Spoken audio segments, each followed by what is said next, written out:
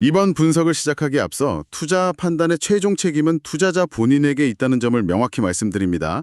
저희는 단순 참고용 정보나 분석을 제공할 뿐 특정 종목이나 섹터에 대해 매수나 매도를 절대 추천하는 것이 아닙니다. 안녕하세요.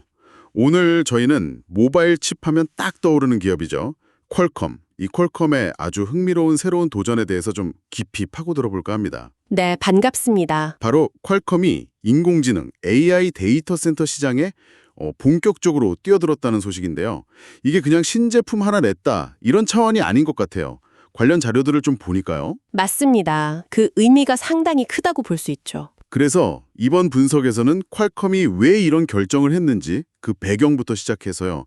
구체적인 전략, 또 시장에 미칠 파장, 그리고 앞으로 어떻게 될지 전망까지 좀 꼼꼼하게 짚어보려고 합니다. 네, 아주 중요한 시점에서의 중요한 움직임이라서요. 파악해둘 필요가 있겠습니다. 네, 맞습니다. 당신께서 이 거대한 기술 지형 변화의 핵심을 딱 잡으시고 또 다가올 미래를 대비하시는 데 필요한 통찰력, 이걸 얻으실 수 있도록 저희가 오늘 길잡이가 되어드리겠습니다.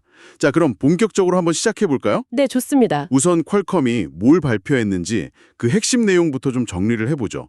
새로운 AI 가속기 칩을 공개했는데요. 이름이 클라우드 AI 1000 울트라, 줄여서 AI 1000 울트라라고 부르는 것 같아요. 네, 맞아요. 이전 모델보다 성능하고 또 중요한 게 전력 효율, 이걸 크게 높였다고 하더라고요. 성능뿐만 아니라 전력 효율까지, 그리고 더 나아가서 이 칩들을 그냥 칩만 파는 게 아니라 이걸 탑재한 서버 완제품, 그러니까 퀄컴 클라우드 AI 1000 플랫폼이라는 서버 솔루션까지 같이 내놨어요. 그렇죠. 이게 중요한 포인트인데요. 단순히 부품 공급사가 아니라 이제 솔루션 제공자로서 뭔가 좀 더 큰 그림을 그리고 있다는 걸 보여주는 거죠. 네. 그리고 첫 고객사도 확보했다고 발표했죠. 휴메인이라는 회사. 여기는 웨어러블 AI 기기 만드는 스타트업으로 알려져 있고요. 맞습니다. 이 휴메인을 첫 고객사로 짝 발표한 점도 좀 눈여겨볼 만해요. 휴메인이 만드는 게 그 AI 핀 같은 기기 자체에서 AI가 돌아가는 온디바이스 AI 기기잖아요. 네, 그렇죠. 근데 이런 기기뿐만 아니라 이 기기들이 뒤에서 정보를 처리하고 학습하는 그 클라우드 백엔드 인프라까지도 퀄컴 칩으로 영향력을 넓히려는 그런 계산이 깔려 있다고 볼 수 있습니다. 그러니까 손목이나 옷에 차는 작은 기기부터 시작해서 저 뒤에 있는 거대한 데이터 센터까지 다 퀄컴 기술로 연결하겠다. 이런 큰 그림이군요. 네, 그렇습니다. 엣지 컴퓨팅부터 클라우드까지 다 아우르는 그런 AI 솔루션 포트폴리오를 만들겠다. 이런 야심이 보이는 거죠. 이야, 이것만 봐도 이번 발표가 그냥 넘길 일은 아니네요. 현재 AI 칩 시장을 거의 꽉 잡고 있는 엔비디아, 그리고 그 뒤를 바짝 쫓는 AMD에게 보내는 뭐랄까 아주 분명한 도전장이라고 봐야겠어요. 네, 명백한 도전 신호죠. 정면 승부를 예고한 셈입니다. 그런데요, 참 재밌는 게 이 발표가 나오기 바로 직전에는 시장 분위기가 영 안 좋았어요. 퀄컴 주가가 갑자기 4%나 뚝 떨어지는 일이 있었거든요. 아, 맞아요. 그 오토톡스 인수권 때문이었죠? 네, 맞습니다. 중국의 차량용 통신칩 회사 오토톡스를 인수하려고 했는데 이게 여러 나라에서 반독점 조사를 받을 수 있다. 특히 중국 정부 승인이 불투명하다. 이런 우려가 확 나오면서 투자 심리가 확 얼어붙었었죠. 네, 지정학적 리스크가 부각됐던 정황이었어요. 그런데 바로 그 다음 날 이 AI 데이터 센터 진출 발표가 딱 나오니까 와, 분위기가 완전히 180도 바뀌는 거예요. 주가가 장중에 20% 넘게 폭등을 했어요. 이야, 정말 극적이네요. 하루 만에 그렇게 분위기가 반전됐다는 건. 그렇죠. 하루 사이에 천당과 지옥을 오간 셈인데 그만큼 이번 AI 데이터 센터 발표가 시장에서 얼마나 중요하게 받아들여졌는지를 보여주는 단적인 예가 아닌가 싶습니다. 네, 그야말로 시장의 기대감을 한몸에 받았다고 할 수 있겠습니다.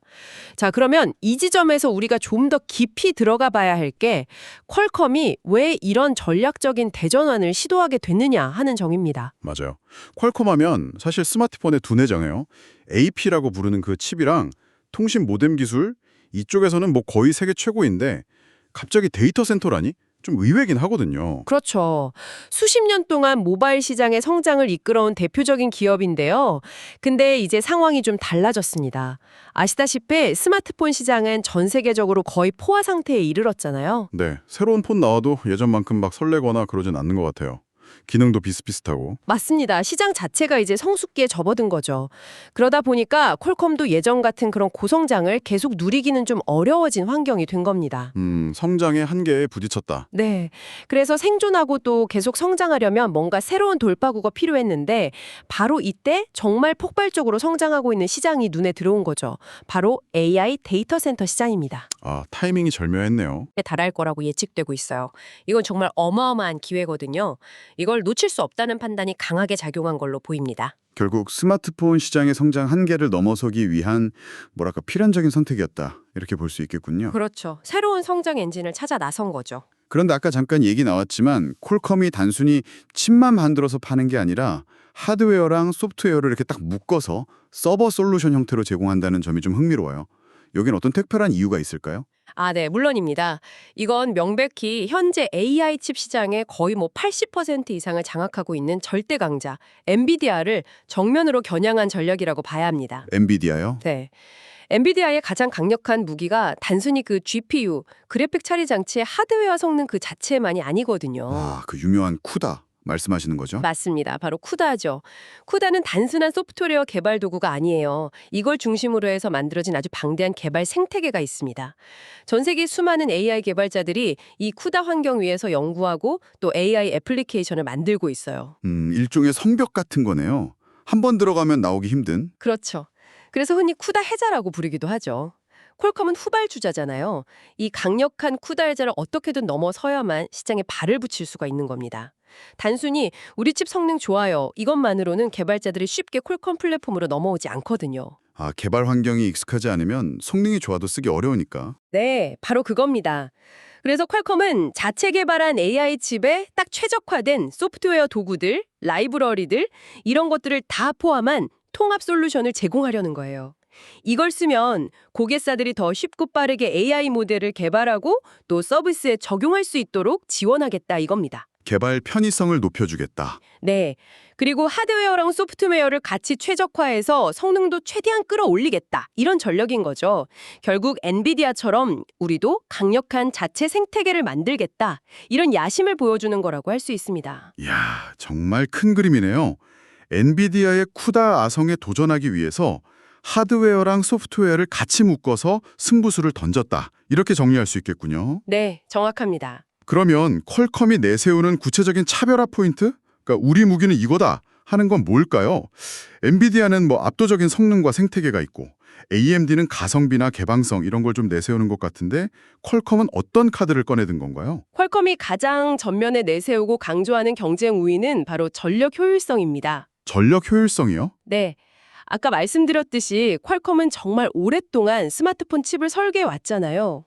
스마트폰은 배터리 용량이 제한적이니까 그 작은 배터리로 최대한 오래 그리고 빠르게 작동하도록 만드는 기술, 즉 저전력 고효율 설계 기술에 있어서는 정말 세계 최고 수준의 노하우를 가지고 있거든요. 그렇죠. 스마트폰 써보면 배터리 얼마나 가나 이게 제일 중요하니까요. 맞습니다. 바로 그 스마트폰 AP를 만들던 DNA, 그 기술력을 이제 데이터 센터용 AI 칩에 그대로 이식하겠다. 이런 전략인 겁니다. 아, 데이터 센터에서 전력 효율성이 그렇게 중요한가 보죠? 저는 그냥 성능만 좋으면 되는 줄 알았는데. 아, 아닙니다. 데이터 센터는요, 말 그대로 전기 먹는 하마, 나무 불릴 정도예요. 하마요?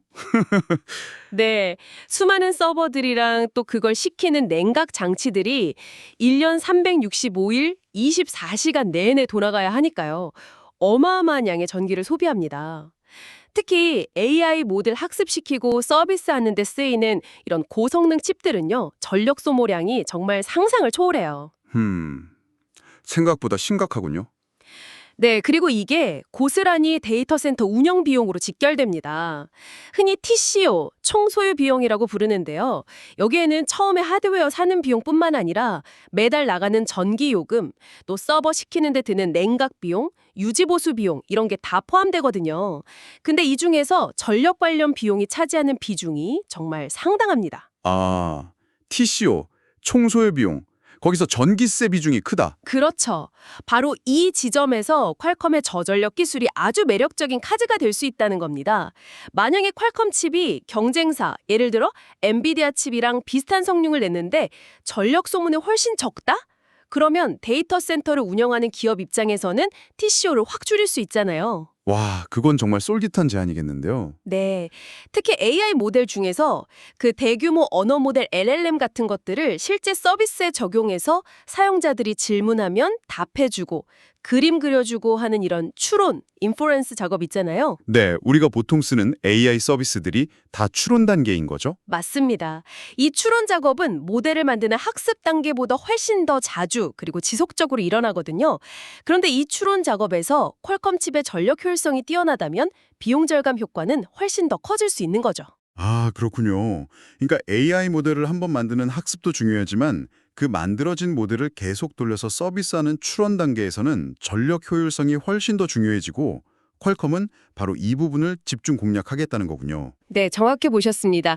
물론 학습 시장도 중요하지만 현재 엔비디아 GPU가 워낙 강하게 자리 잡고 있으니까 퀄컴으로서는 좀 더 경쟁 우위를 가질 수 있는 추론 시장, 특히 전력 효율성이 중요한 그 영역에서 확실한 비교 우위를 보여주겠다. 이런 전략으로 해석됩니다. 모든 영역에서 다 이기겠다기보다는 우리가 잘할 수 있는 특정 분야에 집중하겠다. 네, 이게 또 중요한 의미가 있는 게요.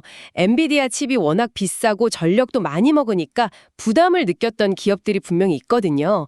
예를 들어 클라우드 서비스 제공업체 CSP들이나 자체적으로 AI 서비스를 크게 운영하는 기업들, 이런 곳들에게 엔비디아 말고 이런 대안도 있습니다 하고 새로운 선택지를 주는 거잖아요. 그렇죠. 선택지가 많아지면 좋은 거죠. 네, 그러면 자연스럽게 엔비디아 독주 체제에도 좀 균열이 생길 수 있고 시장 전체적으로 기술 경쟁이 더 활발해지는 그런 긍정적인 효과도 기대해 볼 수 있습니다. 확실히 전력 효율성이라는 카드는 상당히 매력적인데요.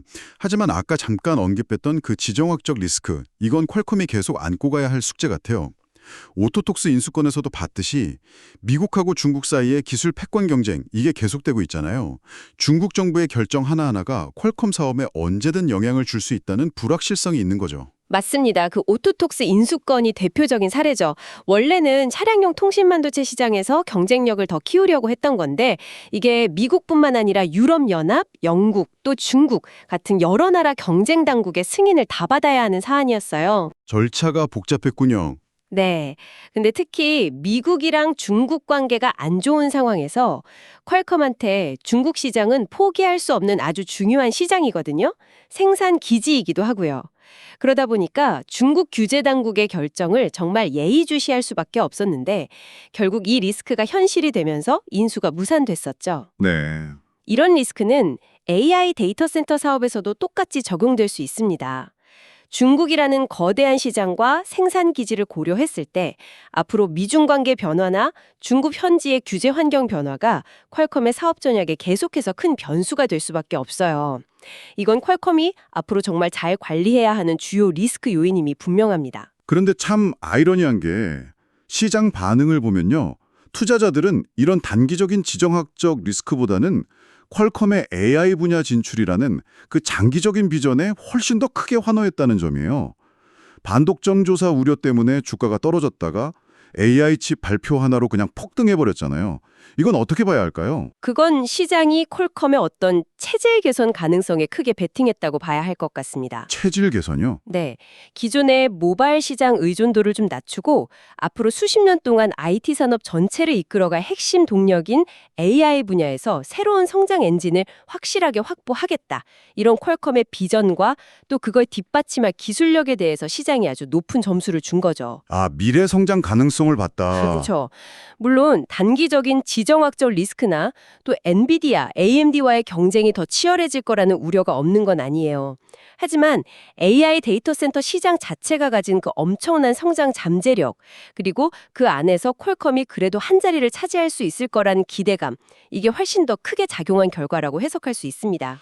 기대감이 리스크를 압도했다. 네, 그래서 결국 관건은 퀄컴이 이런 여러 리스크 요인들을 얼마나 슬기롭게 잘 관리해 나가면서 동시에 AI 시장에서 열린 이 기회를 정말 현실적인 성과로 만들어낼 수 있느냐, 여기에 달려 있다고 봅니다. 어떻게 보면 기회와 위협 사이에서 아슬아슬한 줄타기를 성공적으로 해내야 하는 그런 상황인 거죠. 네, 그렇군요. 정말 중요한 시점이네요. 리스크 관리 능력과 기회를 잡는 능력, 이 두 가지가 동시에 필요한 때군요. 그러면 퀄컴이 이 새로운 시장, AI 데이터 센터 시장에서 성공적으로 자리를 잡으려면 앞으로 어떤 과제들을 좀 해결해야 할까요? 아까 첫 고객사로 휴메인을 확보했다고 했는데 이게 물론 좋은 시작이긴 하지만 이걸로는 좀 부족할 것 같거든요. 물론입니다. 휴메인 확보는 상징적인 의미는 크지만 전체 AI 데이터 센터 시장 규모에 비하면 아직은 정말 미미한 수준이죠. 퀄컴에게 가장 시급한 과제는 더 많은 그리고 더 규모가 큰 고객사를 확보하는 겁니다. 더 큰 고객사요? 예를 들면 어떤 곳들이 있을까요? 예를 들면 아마존의 AWS, 마이크로소프트의 애저, 구글 클라우드, GCP 같은 아주 큰 클라우드 서비스 제공업체들 있잖아요. 이런 CSP들이나 아니면 페이스북, 메타나 다른 빅테크 기업들처럼 자체적으로 아주 큰 규모의 AI 인프라를 구축해서 운영하는 기업들, 이런 곳들을 고객으로 유치해야 퀄컴이 진짜 시장에 안착했구나 하고 말할 수 있을 겁니다. 네, 그런 대형 고객들을 잡아야 의미가 있겠군요. 그렇죠. 그리고 그렇게 하려면 실제 데이터 센터 환경에서 퀄컴의 AI 칩과 서버 솔루션이 정말로 약속했던 성능, 특히 그 전력 효율성을 제대로 보여주는 성공 사례, 이걸 계속 만들어 나가야 합니다. 우리 집 써봤더니 진짜 좋더라. 전기세 확실히 줄더라. 이런 입소문이 나야 하는 거죠. 기술적인 성능 검증과 시장의 신뢰, 이 두 가지를 동시에 얻어야 합니다. 대형 고객사 확보, 그리고 성공 사례 구축. 네, 일리가 있습니다. 혹시 또 다른 중요한 과제가 있을까요? 제가 생각하기에 가장 중요하면서도 어쩌면 가장 어려운 과제가 될 수도 있는 게 바로 소프트웨어 생태계 구축입니다. 아, 또 소프트웨어 이야기군요. 아까 그 쿠다처럼요? 네, 맞습니다. 아까 엔비디아의 쿠다를 잠깐 말씀드렸는데요. 쿠다는 그냥 개발 도구 하나가 아니에요.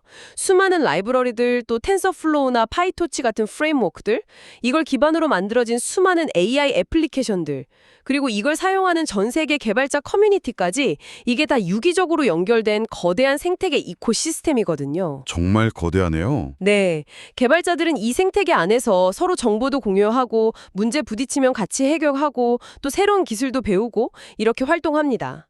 퀄컴이 정말 엔비디아와 제대로 경쟁하려면 단순히 하드웨어 칩 성능만 좋아서는 안 되고 이 쿠다 생태계에 버금가거나 아니면 최소한 기존 쿠다 사용자들이 넘어오기 쉽게 호환성을 갖춘 그런 매력적인 소프트웨어 환경을 제공해야만 합니다. 하드웨어만큼 소프트웨어가 중요하다. 훨씬 더 중요할 수도 있습니다. 장기적으로 보면요. 그래서 퀄컴은 개발자들이 퀄컴의 AI 칩을 이용해서 AI 모델을 아주 쉽고 편리하게 개발하고 또 성능을 최적화할 수 있도록 지원하는 아주 강력한 소프트웨어 개발 키트, 즉 SDK, 소프트웨어 디벨롭먼트 키트를 제공해야 합니다. SDK요? 그게 뭔가요? SDK는 특정 하드웨어나 플랫폼에서 소프트웨어를 개발하는 데 필요한 여러 도구들을 모아놓은 거예요. 예를 들면 컴파일러, 디버거, 성능 분석 도구, 미리 만들어진 코드 라이브러리, 예제 코드, 이런 것들이 다 들어있죠. 아, 개발자들을 위한 종합 선물 세트 같은 거네요? 네, 그렇게 볼 수도 있겠네요. 이 퀄컴의 SDK가 얼마나 사용하기 편리한지, 또 텐서플로우나 파이토치 같은 다양한 AI 프레임워크들을 얼마나 잘 지원하는지, 그리고 혹시 기존에 쿠다 기반으로 짜놓은 코드가 있다면 이걸 얼마나 쉽게 퀄컴 플랫폼으로 옮겨올 수 있도록 지원하는지, 이런 것들이 퀄컴의 성공을 좌우하는 아주 중요한 변수가 될 겁니다. 개발자들이 쓰기 편해야 성공한다. 네. 그리고 또 하나 중요한 것은 특정 기업에 종속되지 않는 좀 개방적인 정책을 펴는 것도 필요해요. 더 많은 파트너 회사들이나 개발자들이 퀄컴 생태계 괜찮은데? 한번 참여해볼까? 하고 느낄 수 있도록 문을 활짝 열어두는 노력이 같이 이루어져야 합니다. 결국 정리하면 하드웨어의 경쟁력, 특히 전력 효율성을 잘 살리면서 동시에 이걸 뒷받침해줄 강력한 소프트웨어 지원, 그리고 개방적인 생태계 조성, 이게 핵심 성공 요인이군요. 네, 맞습니다. 와, 이게 정말 쉬운 길은 아닐 것 같아요. 엔비디아가 워낙 오랫동안 공들여서 그 생태계를 구축해놨으니까요. 하지만 만약 퀄컴의 이 도전이 성공한다면 AI 반도체 시장이 지금처럼 거의 한 회사가 독점하는 구조에서 벗어나서 좀 더 건강한 경쟁 체제로 가고 그 과정에서 기술 혁신도 더 빨라지는 그런 긍정적인 계기가 될 수도 있겠네요. 바로 그 점 때문에 퀄컴의 이번 행보가 더 큰 주목을 받는 겁니다. 단순히 한 기업이 사업 영역을 넓힌다 이런 차원을 넘어서서 AI 기술 발전의 어떤 건전성 측면에서도 상당히 중요한 의미를 가질 수 있기 때문이죠. 경쟁은 좋은 거니까요. 그렇죠. 경쟁이 치열해지면 기술 발전 속도는 더 빨라지고 또 가격은 좀 더 합리적으로 될 가능성이 높으니까요. 퀄컴의 이 도전이 앞으로 AI 시장에 어떤 변화의 바람을 몰고 올지 정말 주의 깊게 지켜봐야 할 대목입니다. 네. 오늘 저희는 모바일 시장의 절대 강자였던 퀄컴이 AI 데이터 센터라는 아주 새로운 그리고 거대한 격전지에 뛰어든 소식을 다양한 각도에서 분석해 보았습니다. 네, 아주 흥미로운 이야기였습니다. 스마트폰 시장의 성장이 좀 정체되는 상황에서 새로운 활로를 찾기 위한 전략적인 선택이었고 또 그 핵심 무기로 자신들이 가장 잘하는 것, 바로 전력 효율성을 내세웠다는 점을 확인했습니다. 네, 그 부분이 아주 중요한 포인트였죠. 물론 미중 기술 갈등 같은 지정학적 리스크나 또 엔비디아라는 너무나 강력한 경쟁자의 존재는 분명히 넘어야 할 산이지만 그럼에도 불구하고 시장은 퀄컴의 장기적인 성장 잠재력에 더 큰 기대감을 보여줬다는 점도 인상 깊었습니다. 그렇죠. 시장의 평가는 일단 긍정적이었어요. 앞으로 퀄컴이 성공하려면 대형 고객사를 확보하고 또 실제 성공 사례들을 계속 만들어 나가야 하고 그리고 무엇보다도 가장 중요하게는 개발자들이 매력을 느낄 만한 강력한 소프트웨어 생태계를 만들어야 한다. 이런 점들까지 저희가 짚어봤습니다. 당신께서 이 복잡하게 얽혀있는 기술 산업의 최신 동향과 그 속에 담긴 의미를 파악하시는데 오늘 저희의 분석이 조금이나마 도움이 되었을기를 바랍니다. 네, 저도 오늘 함께 이야기 나누면서 많은 정리가 되었습니다. 마지막으로 당신께 한 가지 좀 생각해 볼 만한 질문을 던져드리고 싶습니다. 네, 어떤 질문인가요? 퀄컴이 이렇게 전면에 내세우고 있는 전력 효율성이라는 가치 있잖아요. 이게 단순히 기업들 간의 경쟁에서 우리한 고지를 점하기 위한 전략을 넘어서서 AI 기술 그 자체의 미래에는 과연 어떤 영향을 미칠 수 있을까 하는 점입니다. 아, 전력 효율성과 AI 기술의 미래라. 좀 더 큰 관점이네요. 네, 지금 AI 기술이 정말 빠르게 발전하고 우리 사회 곳곳에 깊숙이 들어오고 있는데 그러면서 동시에 에너지 소비 문제가 아주 중요한 문제로 떠오르고 있거든요. AI 모델 한번 학습시키는데 들어가는 전력이 어마어마하다는 이야기도 많고요. 그렇죠. 환경 문제와도 연결되고요. 맞습니다.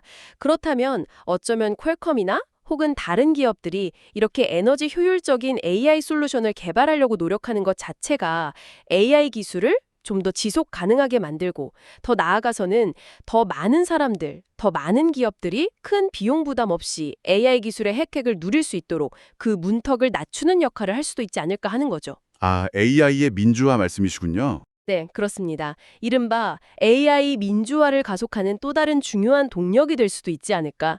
퀄컴의 이번 도전이 가져올지 모르는 이런 나비 효과에 대해서 한 번쯤 고민해 보시면 아마 더 흥미로운 통찰을 얻으실 수 있을 거라고 생각합니다. 네, 아주 의미 있는 질문인 것 같습니다.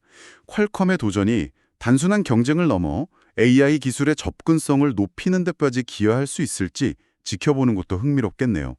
자, 오늘 분석은 여기서 마무리해야 할 것 같습니다. 다시 한번 말씀드리지만 투자 판단의 최종 책임은 투자자 본인에게 있다는 점을 명확히 말씀드립니다. 저희는 단순 참고용 정보나 분석을 제공할 뿐 특정 종목이나 섹터에 대해 매수나 매도를 절대 추천하는 것이 아닙니다. 항상 여러분의 성공 투자를 기원합니다. 내용이 좋으셨다면 구독, 좋아요 부탁합니다.